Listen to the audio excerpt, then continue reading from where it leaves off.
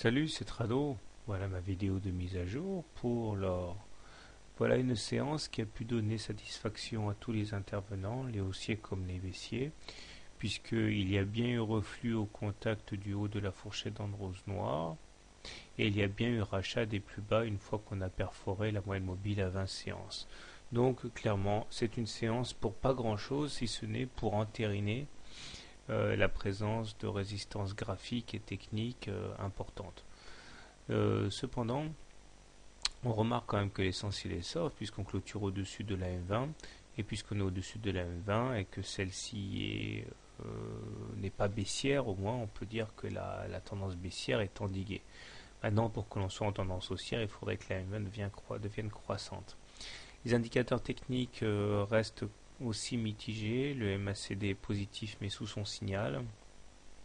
Le momentum est certes positif, et le stochastique aussi, puisqu'il croit son signal à la baisse aujourd'hui. Mais sinon, on n'a pas grand-chose à attendre comme enseignement de la séance du jour.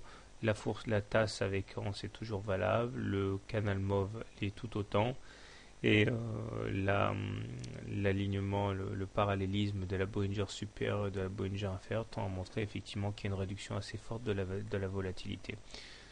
Une chose saute aux yeux quand même, c'est systématiquement les achats à bon compte sur les plus bas du jour, puisque sur les séances là qu'on voit de cette semaine, les plus bas ont systématiquement été rachetés, ce qui se manifeste par la présence de mèches basses très longues.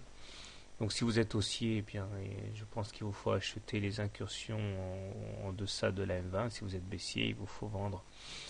C'est ce qui fonctionne depuis 2 jours, les contacts avec le haut de la fourchette d'Androse noire.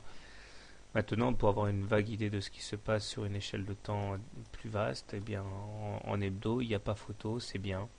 Le MACD est au-dessus de son signal, le momentum est positif, le stochastique est toujours en zone de surachat, et puis surtout, on est clairement au-dessus d'une M20 croissante, au-dessus d'une M7 croissante. On est donc en tendance positive. Cependant, on remarquera la présence de divergences baissières assez fortes sur le MACD. Et également sur le stochastique, puisque des plus hauts ont été faits sur les cours ici par rapport à là, mais qu'on ne retrouve pas ces plus hauts sur les indicateurs. Donc méfiance pour les acheteurs. Bonne soirée, bon trade et à demain.